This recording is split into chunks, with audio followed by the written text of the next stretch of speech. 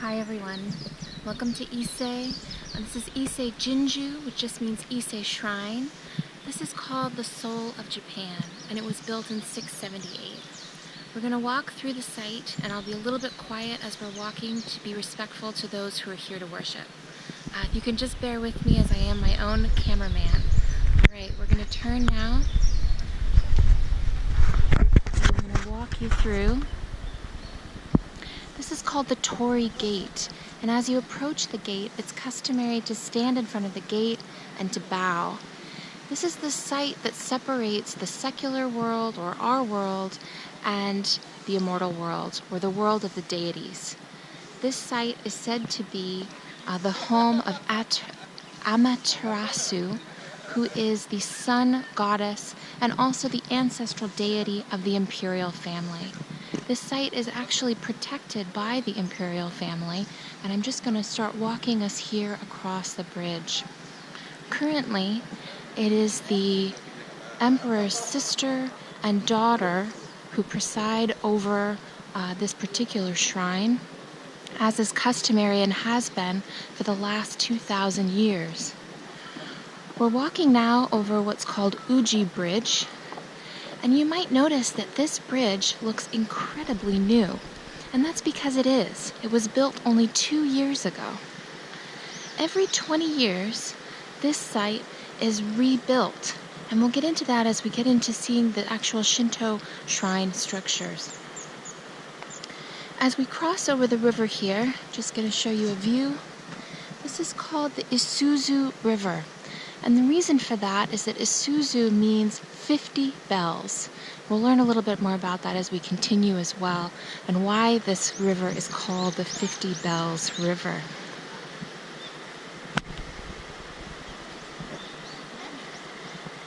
As we continue to walk over the bridge, give you a little bit more history about this particular religion. Shintoism is actually the indigenous Japanese religion. And it came before, it was the initial religion before Buddhism came to Japan. At this site, over 500 priests work to maintain this particular site. And there are over 80,000 Shinto shrines in Japan in total. This site presides over them all, and which is why it is called the Soul of Japan.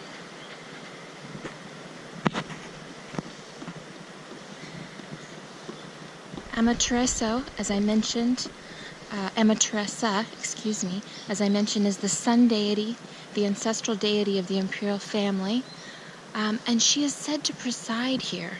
And as we walk now to this main space, you'll notice that there are lines in the road, and they're just marked out by stones. This indicates 3 pathways, a path on the left, a path in the middle, and a path on the right. The paths on both sides, the right and the left, are meant to be for visitors, for pilgrims to come here to worship. But the path in the middle is reserved only for Amaterasu herself.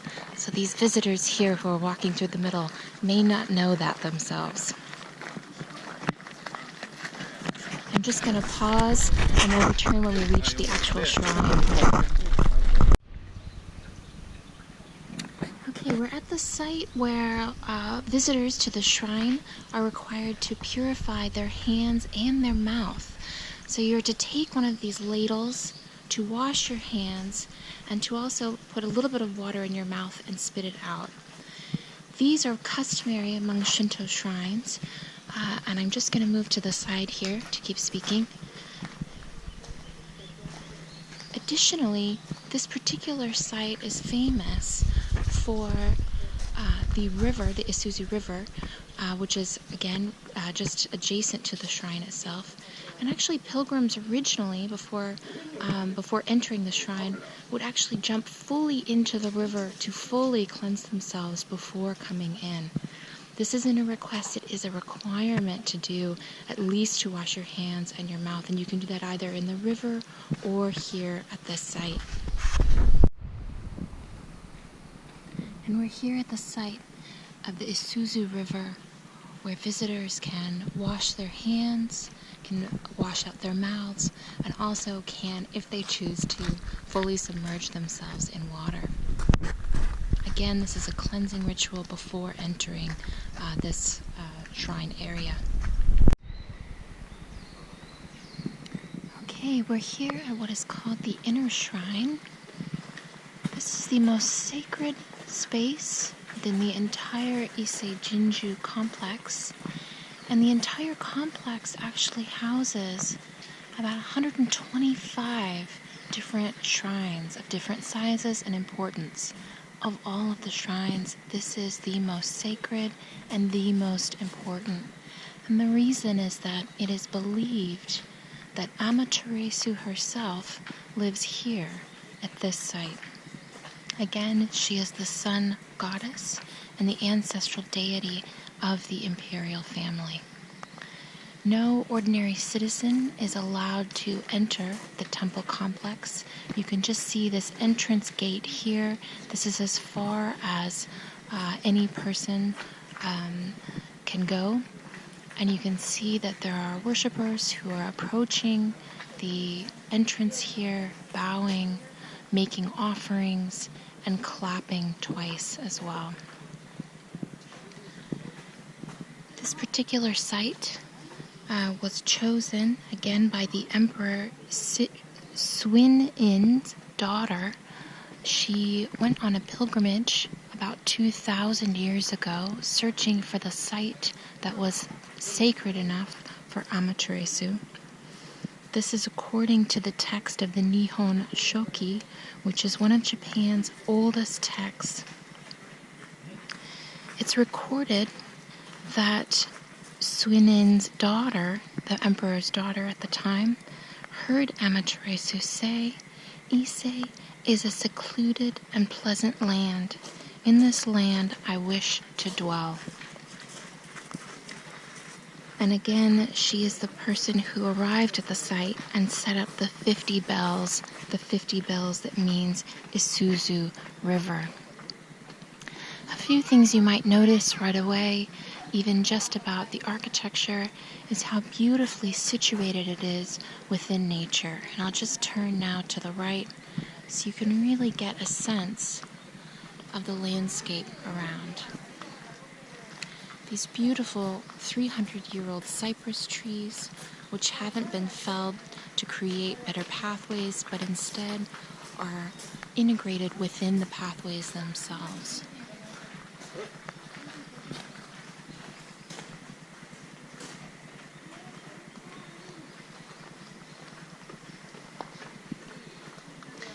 As I mentioned, every 20 years, this site is rebuilt. And it is rebuilt fully from the ground up, which includes felling about 10,000 cypress trees to be able to recreate all 125 Shinto shrine sites. You can see how these cypress trees have been used in the architecture, especially at the top of the gabled roof.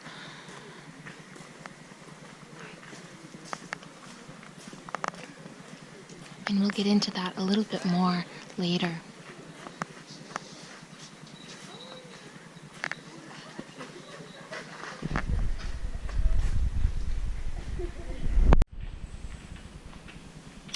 Okay, as I mentioned, every 20 years there's a ceremony, and the ceremony is called Shinkinen Sengu.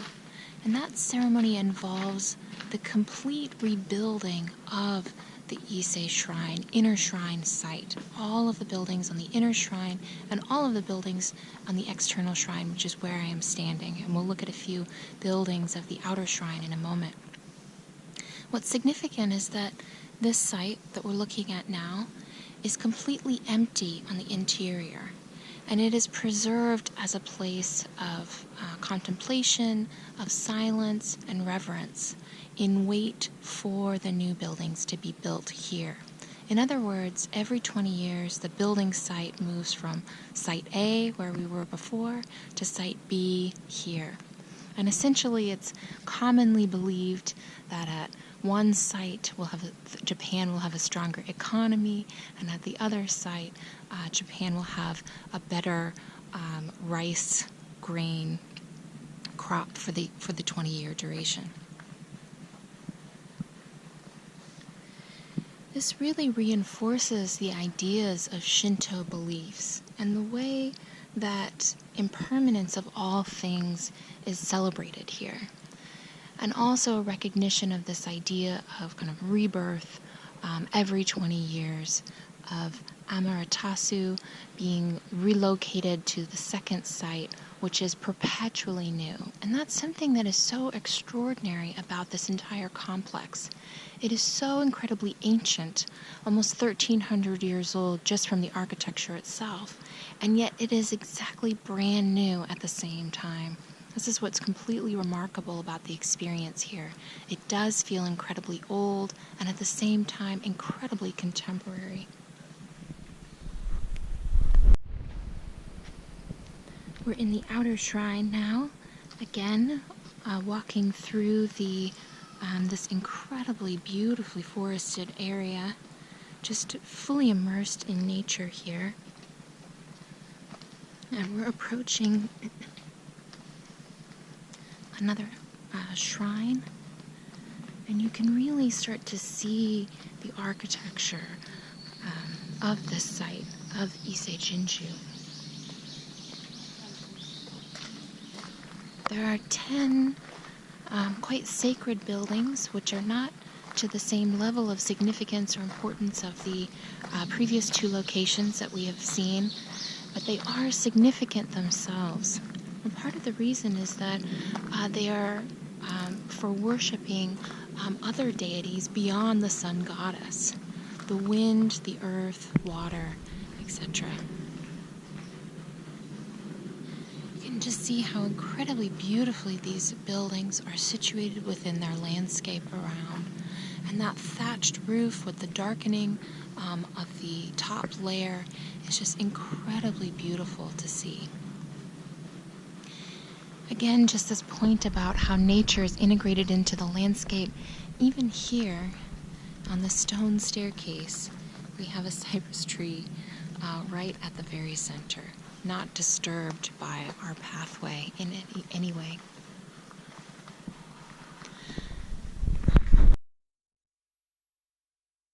Okay, we're at one of the other sacred sites here within Ise Jingu, and remember there are 125 buildings, 10 of significance that are just slightly less significant than the inner shrine, which we've already seen.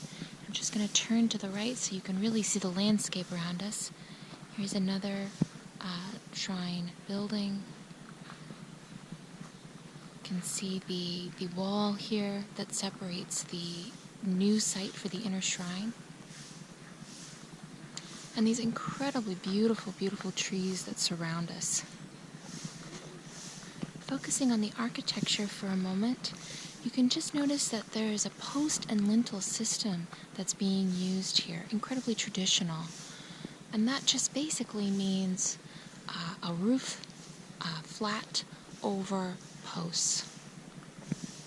No buttressing for additional supports. I'm going to just get a little bit closer so you can see the style of architecture. This was originally inspired by a granary. In other words, a place for storing rice.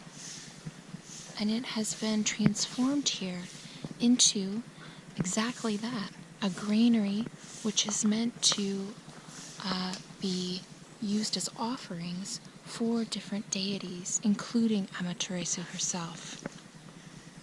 Taking a look at the roofline here, just getting a little bit closer.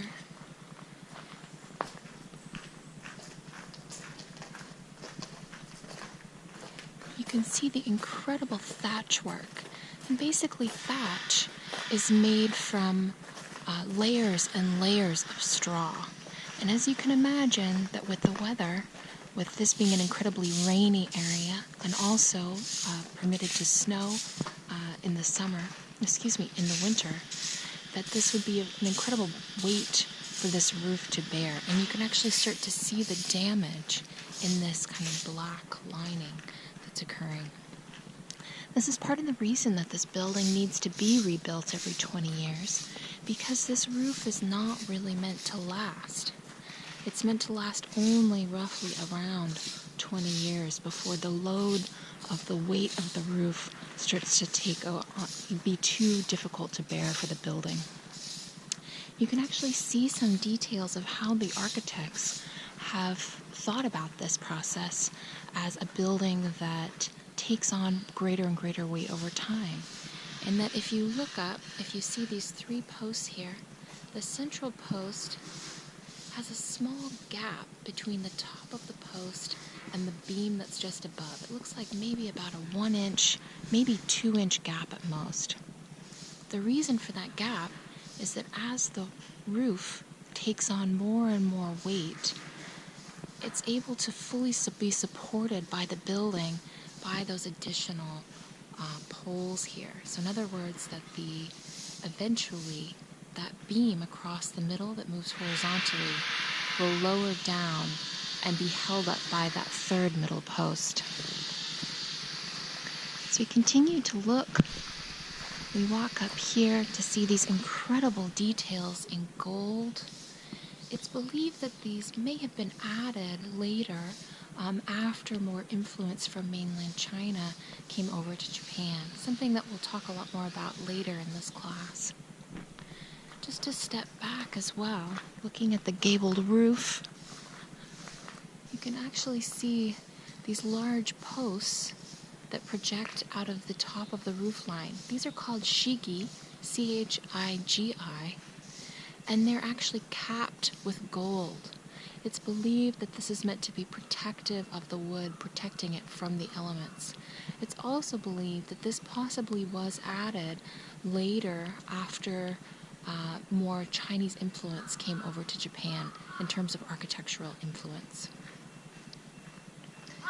One thing that's incredibly remarkable about all of these buildings is that there are no nails used at all. This is completely made of joints, just cut and fitted joints using wood. No nails at all in any of these buildings. It's just absolutely incredible.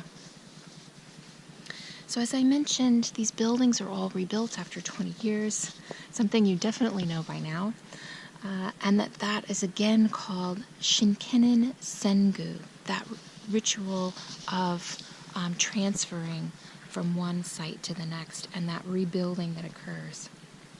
One thing that's really important about that process is that it reflects this kind of transition from one generation to the next.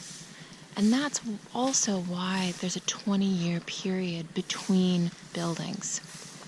It's that from one generation to the next, knowledge is passed down, and knowledge of how to build and how to pay reverence to this particular site, to these deities, through the act of construction. And in some beliefs, it is thought that that knowledge, possessing that knowledge, that understanding of how to build a building, is actually worth more than the actual physical building that we see in front of us just now. This is again reflecting that kind of Shinto belief system of the impermanence of all things.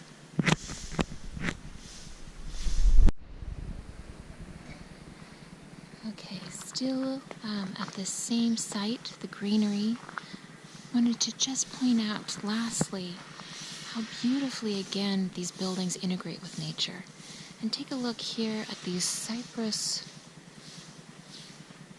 poles that have been used, and also these incredible trees that sit just beside it. And just how incredibly close that tree is to this roof line. Maybe about a foot between them. Again, just a very different approach to the building and its landscape that surrounds.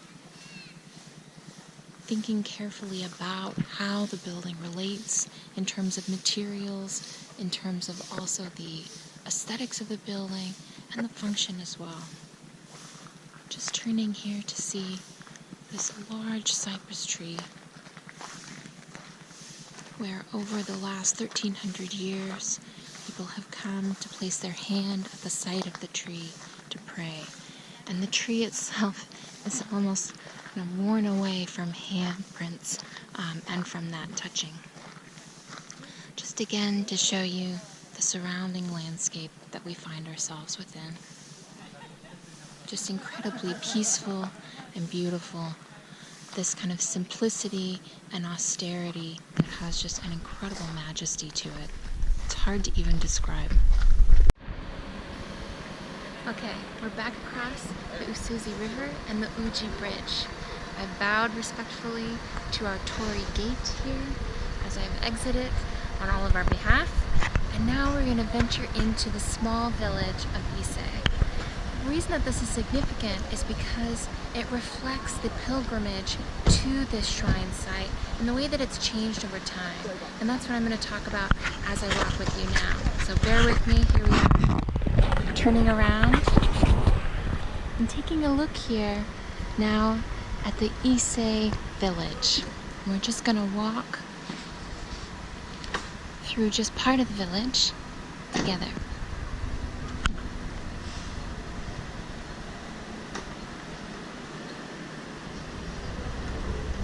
So a pilgrimage is essentially a religious rite of passage in many cultures.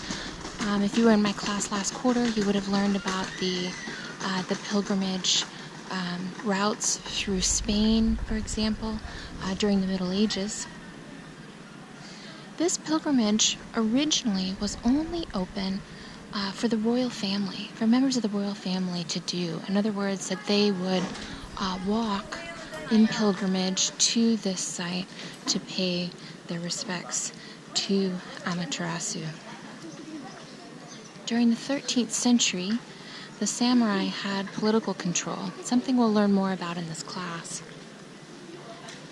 And when they took over political control over the imperial family, they did maintain Ise as a site of importance and significance, and the ritual of rebuilding Ise continued through that period.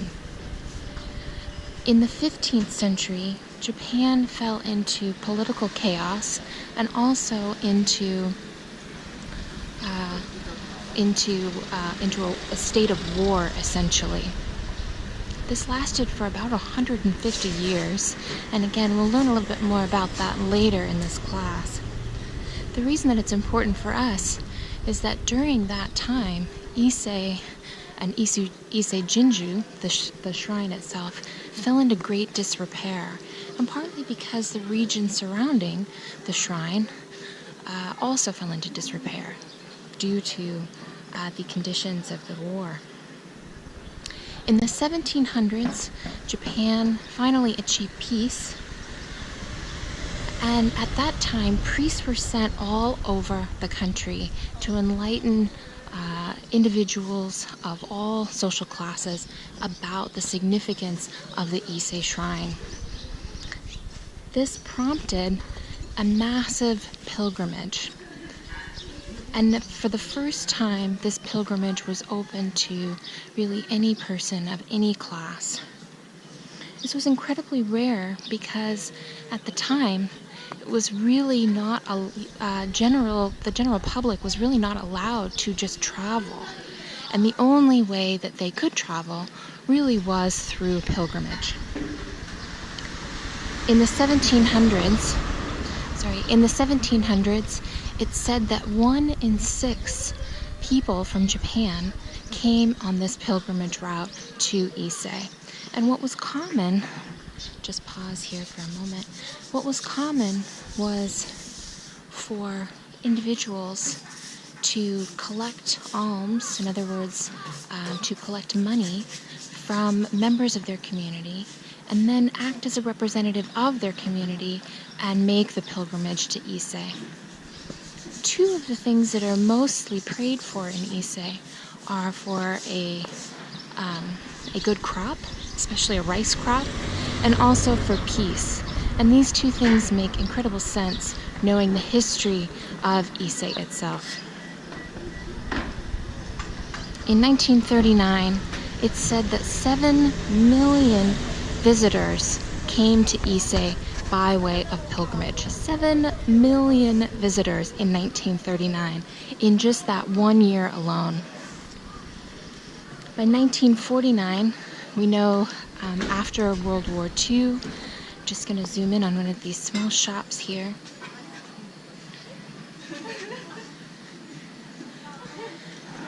In 1949, post-World War II, the state of Japan was in extreme economic dire straits, and also in the act of rebuilding this nation. One of the first sites that was invested in was Ise Jingu. And the reason is that in 1949, the 20-year ritual of rebuilding the site was postponed due to those economic issues. And it was with a fund that was put together in 1954 that allowed for the rebuilding of the site. Today, this particular pilgrimage is made by many different people. In 2013, over 10 million people visited Ise in that year alone. We'll see if that is topped in 2033.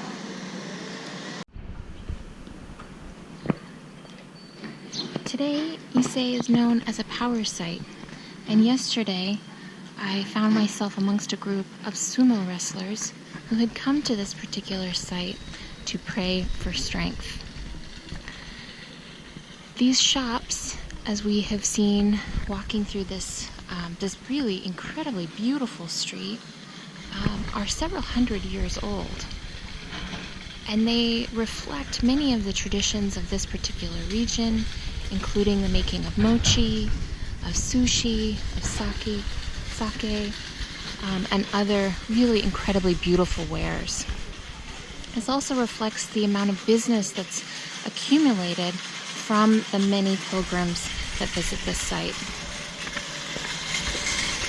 I hope that you've enjoyed our tour of Ise Jingu and also the neighboring town, and I'll see you again soon. Thank you.